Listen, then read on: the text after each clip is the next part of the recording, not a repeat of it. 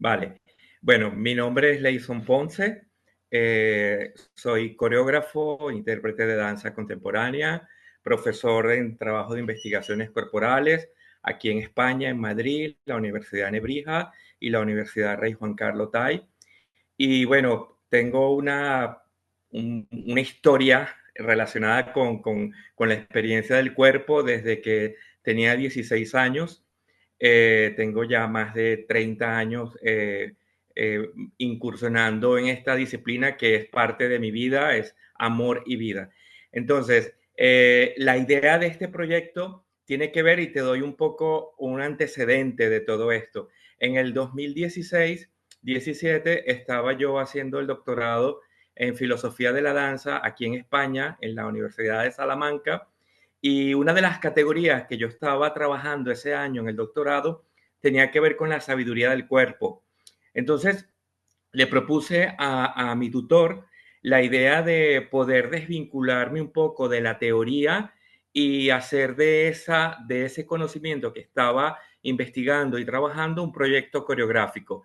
Y fue cuando invité a tres mujeres coreógrafas maduras, porque esta era la idea, la sabiduría del cuerpo radica en esta concepción de que en la danza contemporánea se suele perder la visibilidad de grandes intérpretes cuando son maduros, adultos. Es decir, suelen luego ser solamente coreógrafos o directores escénicos o profesores de la danza, pero el rol del intérprete lo dejamos de percibir como tal en la escena, y ahí hay un conocimiento en el cuerpo y una historia y una experiencia que consideraba que era importante retomarlo como ejercicio de visibilidad. Entonces invité a tres mujeronas de la danza, una cubana, Araíz Vigil, mayor de 50, una inglesa, Julie Barcy, mayor de 60, y una española, Carmen Verne, con la que trabaja actualmente en Madrid, España,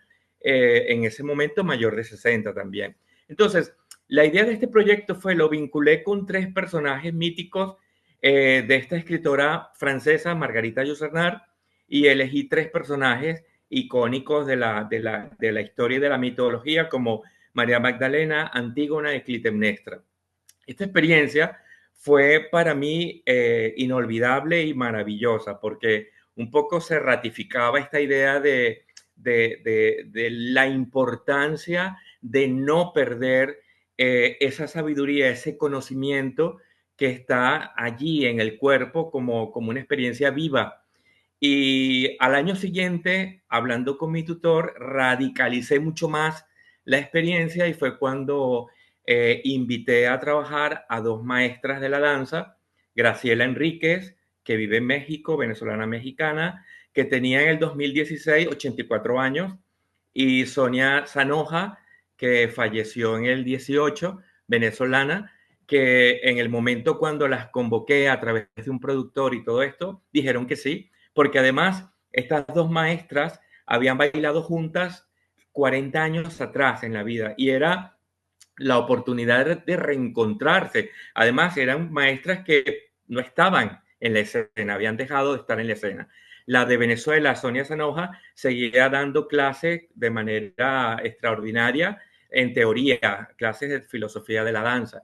Entonces, fue maravilloso poder crear este espacio de confluencia con dos mujeres de este peso, por edad y por historia y por lo que sea. Y para mí fue además muy interesante porque en el caso, yo vivía en ese momento entre Caracas y Salamanca, España, y para mí fue interesante que, por ejemplo, con Graciela Enríquez en México, yo trabajaba todo a través de medios audiovisuales, a través de las redes. Yo le ponía tareas y ella me mandaba un vídeo grabado por WhatsApp y yo la iba corrigiendo en el minuto 2, segundo tal, que también era novedoso un poco poder dirigir una señora de esta edad a través de las redes y poder articular un trabajo coreográfico basado en un texto de un escritor venezolano, Rómulo Gallegos. Esta experiencia se estrenó en Caracas en el 2016 y fue éxito total y fue una experiencia súper hermosa en todos los sentidos, en lo que tiene que ver con la vida mía como creador y en lo que tiene que ver inclusive con estas intérpretes, su relación, la danza, la escena, el reencuentro con el público. Es decir, se enfatizaba eso que dice Paul Valéry, que la danza es un exceso de vida. Y ahí lo pude verificar como lema. Entonces, con todo esto, quedó una relación muy bonita de trabajo y muy interesante con Carmen Berner en España, porque ella es una mujer que actualmente tiene 72 años y está activa. Ella no ha dejado de bailar ni de coreografiar. Entonces, para mí era ese ejemplo que yo intentaba recuperar en el proyecto de investigación. Para mí esta coreógrafa, esta mujer, era el ejemplo vivo de que esto era posible y estaba allí patente y visible. Y por ello continuamos trabajando. En el 2019 hicimos el abrazo previo a la pandemia, luego un cuarteto que ella coreografió con intérpretes de aquí de España, que se llamó Instrucciones para Mejorar la Vida, que la bailamos, por cierto, en la Sala Miguel Covarrubias en México y en otros lugares de España, Colombia. Y ahora, en esta oportunidad, bueno, es un dúo que he trabajado con Carmen Berner, que se llama La Noche y la Luna, y hemos tomado un poco las metáforas y el imaginario del romancero gitano de Lorca. Entonces, este trabajo lo acabamos de estrenar recientemente en el Salón de la Danza de la UNAM en México y lo hemos llevado a Guatemala y ahora vamos a Miami en diciembre y aquí en España. Y en todo esto, este antecedente me sirve a mí porque cuando fuimos invitados por la maestra Beteta, Isabel Beteta, a los talleres de Coyoacán, cuando el abrazo, estaba en mí la idea de seguir incursionando en esta búsqueda de cuerpos maduros, sabios, porque también Isabel es una intérprete como Carmen, está activa coreográficamente como intérprete, está allí su experiencia. Entonces dije, la tengo aquí a la mano y le propuse la posibilidad de hacer un trabajo. Y ella estaba viendo en un vídeo, hizo un comentario que me encantó, que dice, es que para mí dicen rana y yo comienzo a saltar. O sea, me encantó esa expresión que no la conocía y me fascinó. Y cuando le comenté lo de la posibilidad de trabajar un personaje, me dijo que sí. Entonces, bueno, se ha dado esta relación creativa, artística, este año, en el 2024, comenzamos igual a través de las redes, del WhatsApp, del vídeo, de videoconferencia. Vamos trabajando las escenas, le pasé el texto del personaje mítico de Antígona, y ahí estamos trabajando. Y me parece interesante también porque yo creo que en este nivel de relación creativa, cuando estás con un intérprete de este calado, prácticamente yo siento que el trabajo sale solo. Tú solo das dos pautas y el intérprete no es solo un intérprete que reproduce unas pautas, el intérprete es un creador, es un intérprete creador, es un co-creador de la experiencia. Entonces, prácticamente con pautas muy concretas, todo este diseño material corporal, vamos jugando con eso, lo propone Isabel, le doy otras pautas y así se va como articulando un trabajo que ahora mismo tenemos más o menos como 13, 14 minutos de trabajo. Y bueno, yo lo quiero terminar, son 5 escenas muy concretas. Trata sobre Antígona, pero la versión de Yucernar, que está contextualizada en la contemporaneidad, es un personaje que de alguna manera está considerada una de las primeras feministas de la mitología o de la historia, como lo queramos ver. Es una mujer que decide en la mitología, ella quiere dar entierro a su hermano que ha sido desterrado. Y para ella, las leyes terrenales le prohíben que entierre a su hermano porque ha sido un antipatriota, ha luchado contra Tebas, el reino de Tebas. Y ella sobrepone a eso, a la ley humana, la ley divina. Y ella dice, mi hermano no puede ser desterrado, necesita un entierro digno. Y ella apela a algo mucho más trascendente que las normativas y las leyes del hombre. Y por ello ella lo entierra y por desobedecer las órdenes es condenada a morir. Entonces, este personaje trágico como tal en Isabel ha sido para mí un descubrimiento maravilloso.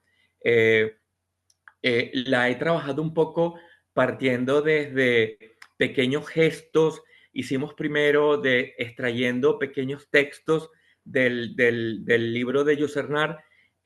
Lo que hicimos fue un ejercicio de codificar ese pequeño texto a manera de partitura gestual, como si fuese una gran traductora de lenguaje de señas. Un poco como estrategia hasta lúdica, porque nos inventamos la idea de que eres una traductora de lenguaje de señas. Y con ese ejercicio se va articulando toda una serie de gestos que luego empiezan a desplazarse en el espacio y empiezan entonces a hacerse una especie de ejercicio hermenéutico sobre el texto. Es decir, estamos interpretando el texto, pero desde el cuerpo. Entonces, esto es lo interesante. Hay otras cosas que veo en Isabel que me fascinan. Por ejemplo, su cabellera. Tiene un cabello muy, muy largo y una de las escenas, le saco provecho a ese cabello que me sirve para que lo pueda mojar en una vasija y simular la idea de que tiene que lavar el cuerpo de su hermano muerto, que es el cuerpo de ella misma, porque ella también va a morir.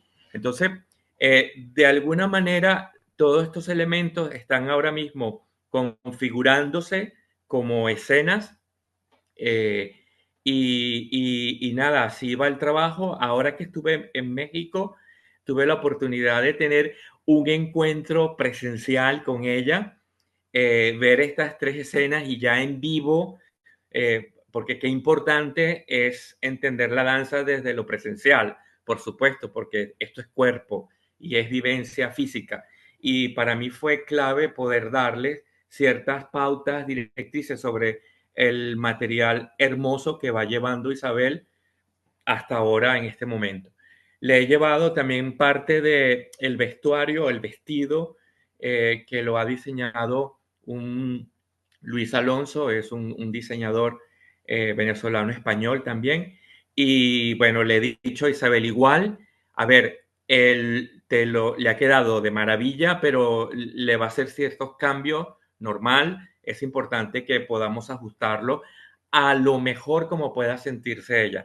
A nivel de la partitura sonora, ahora yo estoy, por ejemplo, le he pedido a Isabel como tarea un fragmento del texto, su voz en off, y se le he pedido con un cierto ritmo, se le ha pedido un poco lento, que lo leyera muy lento, porque eso, precisamente hoy he hecho un trabajo de edición con el fragmento musical que va en esta escena 4, donde entra la voz de Isabel en un momento cuando dice, bueno, a una frase muy importante para la escena y es el de lo que se posee ya no se posee. En pocas palabras define eso, como que ya no tiene nada.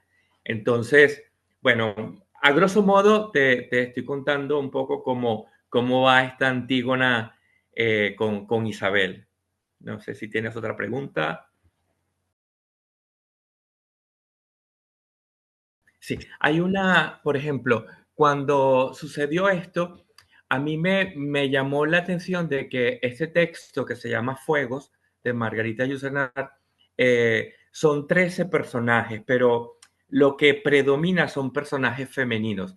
En su momento, a ver, si cuando yo hago una revisión como una especie de autoanálisis de mi carrera como coreógrafo, yo siempre he tenido una fascinación por crear para cuerpos femeninos.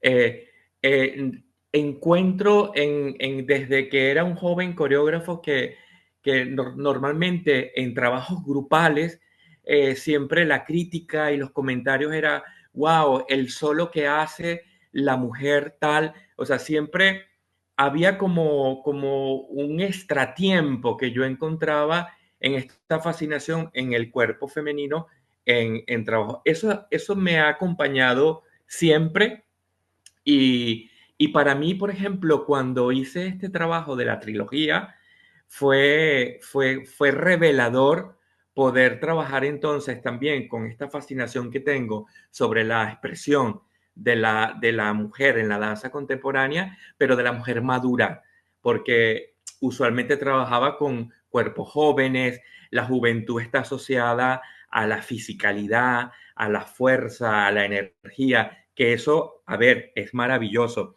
pero para mí fue también muy importante recuperar, dar visibilidad a esa otra energía que no tiene que ver con una fisicalidad, digamos, extrema, sino más bien con una expresión muy profunda, que al final, creo que todas producen efecto performativo, todas generan sentido, todas pueden proyectar ante el espectador emociones.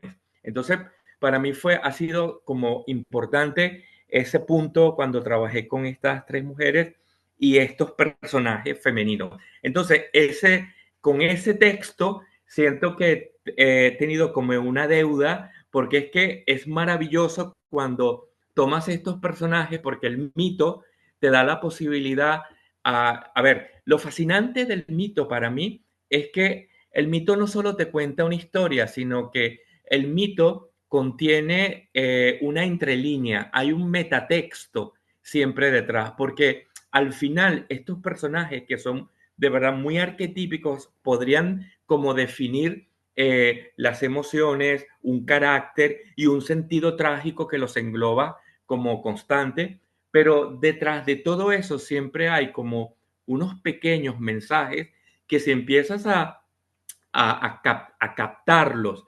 y lo recepcionas en tu cuerpo como experiencia, produce de verdad un material coreográfico que me resulta para mí, muy revelador como creador. Entonces, por ello he estado como muy conectado a esta idea de estos arquetipos, especialmente cuando trabajo unipersonales con mujeres maduras.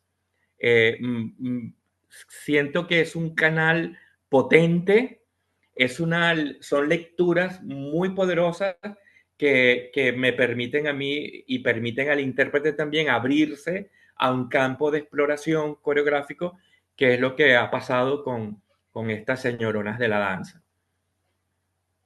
Fíjate que, por ejemplo, en este dúo con Carmen, eh, lo que hemos tomado del romancero gitano de Lorca, ni siquiera nos ha interesado la historia como tal, ni hemos intentado hacer algo vinculado al flamenco, no, para nada. Eso está harto hecho y harto visto, especialmente en España.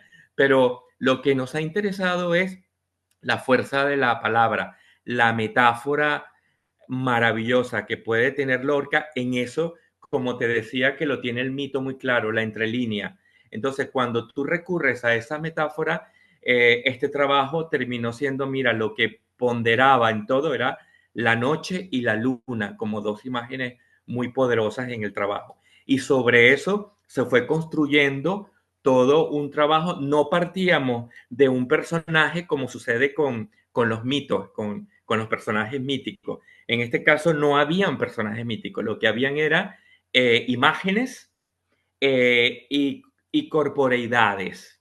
Y entonces la dramaturgia del trabajo coreográfico se fue entrelazando desde el discurso del cuerpo, si se quiere, porque de manera intuitiva tú vas asociando todas estas metáforas con una expresión corporal, un movimiento, una manera de moverte en el espacio, las dinámicas, las texturas, todo eso empieza a configurarse de una manera intuitiva y orgánica y te toca a ti como creador tomar decisiones con todo ese material. Entonces, eran largas sesiones de improvisación sobre un tema definido, sobre una pista musical en concreto, y luego todo eso que es grabado, hacemos un ejercicio de revisión intelectual inclusive, ni siquiera en ropa de trabajo, sino viendo el ordenador, viendo las imágenes vamos tomando, mira, esto buenísimo, ha pasado esto, y de esa manera empiezas a construir. Entonces, esto ha sucedido con este trabajo sin partir del mito, pero cuando recurro al mito, entonces el mito me da a mí la posibilidad de tener no tanto el personaje, sino, vamos a decir, el perfil. Me da una línea, una perspectiva de un perfil que luego con el intérprete vamos a desarrollar, porque de eso se trata. Hay otra cosa interesante en esta cuarta escena. También le he pedido a Isabel 3 fotografías de cuando era pequeña, de su infancia, de seres queridos, de su historia personal. Porque inclusive en este trabajo que tiene que ver con la cuarta escena, cuando esta mujer ya es condenada a muerte, lo que yo estoy visualizando con esto, esta mujer en ese punto cuando se encuentra, porque es prácticamente emparedada, o sea, es encerrada y no ve más la luz hasta que muere. Entonces, yo he pensado que recurrir a la memoria como una estrategia de trabajo corporal y de trabajo expresivo en esta escena, nada mejor que ir a la propia historia del intérprete en este caso. Ya no pensamos en una posible historia de Antígona, porque sería elucubrar una infancia de Antígona. En este caso me interesa la propia historia de la intérprete. Entonces, ver cómo esas imágenes tan íntimas, personales y propias pueden estar allí convergiendo para producir este efecto que tiene que ver con el final de Antígona y nada, su desvanecimiento como personaje.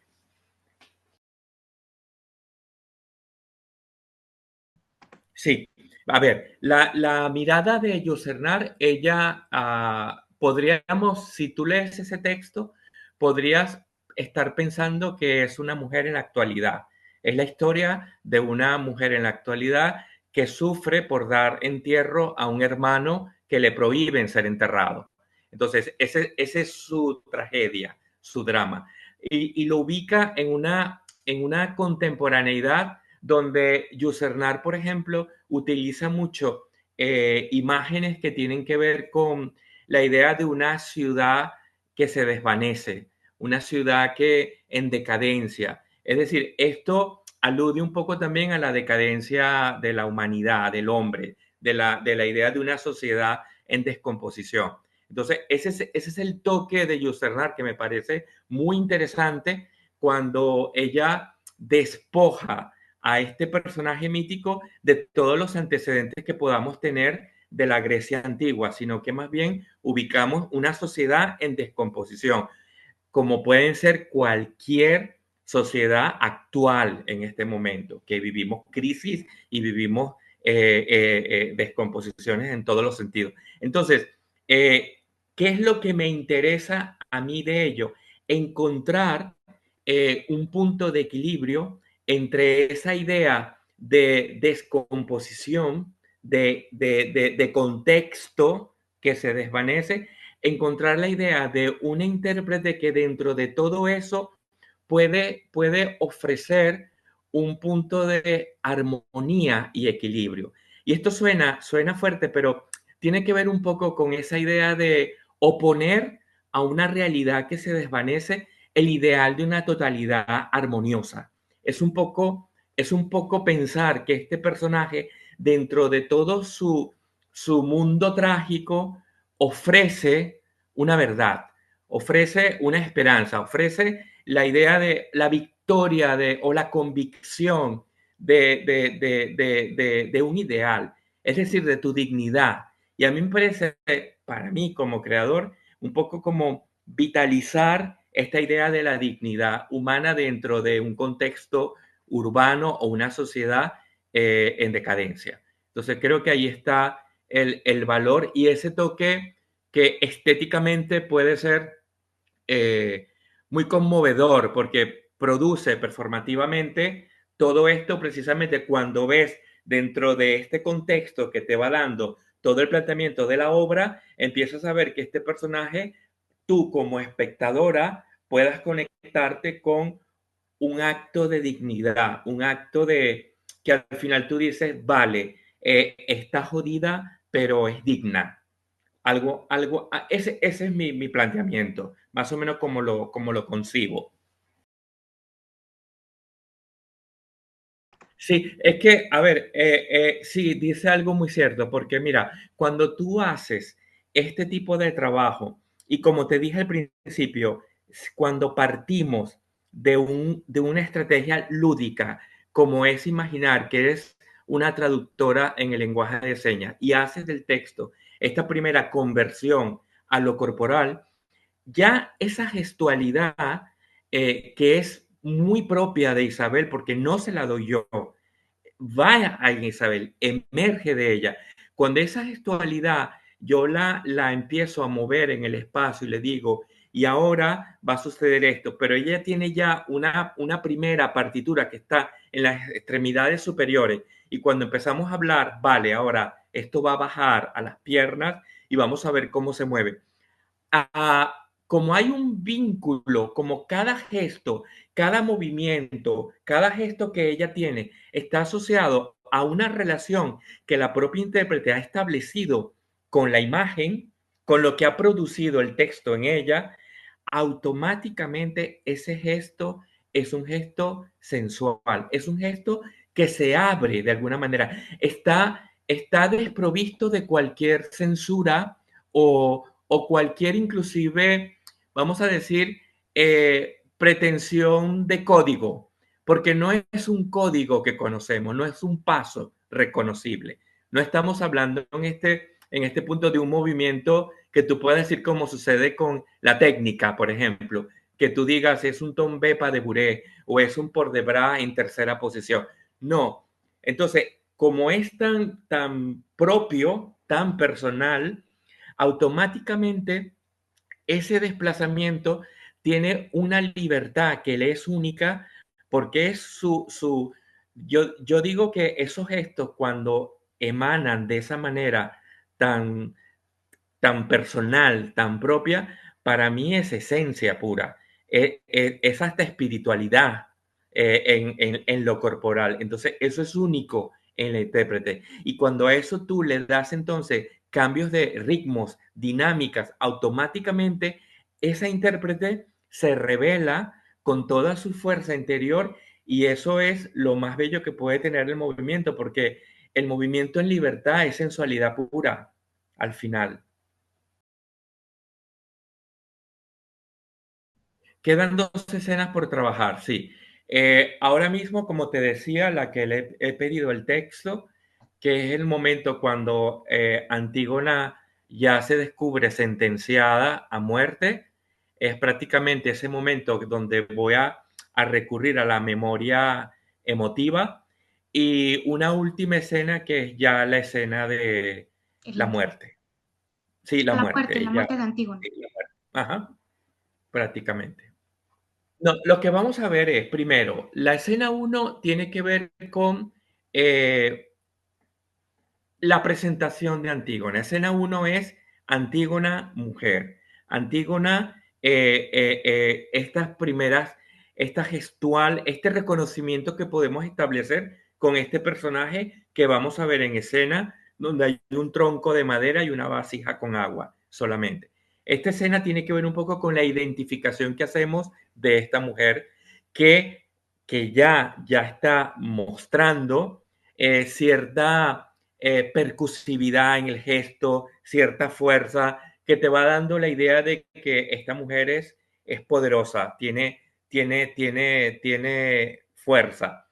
Luego, en la escena 2 es una escena, además, para mí muy especial porque, de hecho, utilizo una música napolitana. Mi papá era italiano napolitano de Nápoles y es una cantata muy antigua del siglo XVI napolitana. Y para mí, que la entiendo perfectamente, es muy especial porque me remueve a mí como creador de mi historia por vía paterna. Y es una cantata festiva, es un tipo de movimiento, de música medieval festiva. Y en ese momento vemos a Antígona de alguna manera en un rol de efervescencia, que para mí tiene que ver con que ella sencillamente va a sobrepasar todos los límites que le están imponiendo. Y ella simplemente lo va a asumir como una fiesta, que es su fiesta. Entonces, esa es la escena 2. Luego la escena 3 es una escena donde empezamos a ver ya cuando es la escena cuando Antígona tiene prohibido enterrar su hermano amado Polinices y nada, es cuando se destrenza el cabello y es cuando hace todo un trabajo con el cabello en la escena hasta que llega a la vasija, lo moja y ahí va dando la imagen de lavando el cuerpo de su hermano muerto y la manera como le da entierro a su hermano muerto. Esa es la escena 3. La escena 4 es cuando vemos ya a la Antígona condenada. Va a ser condenada y es encerrada. Y es encerrada en 4 paredes, sin ventana. O sea, entonces, esta es la escena del encierro. Y una última escena bueno, quiero como cerrarla, la manera de cómo va a morir. Quiero utilizar el tronco que vamos a tener en escena, un pequeño tronco de árbol, que pueda servir como un lecho de muerte y ya veremos qué va a pasar. Pero a grosso modo, esto es más o menos la estructura.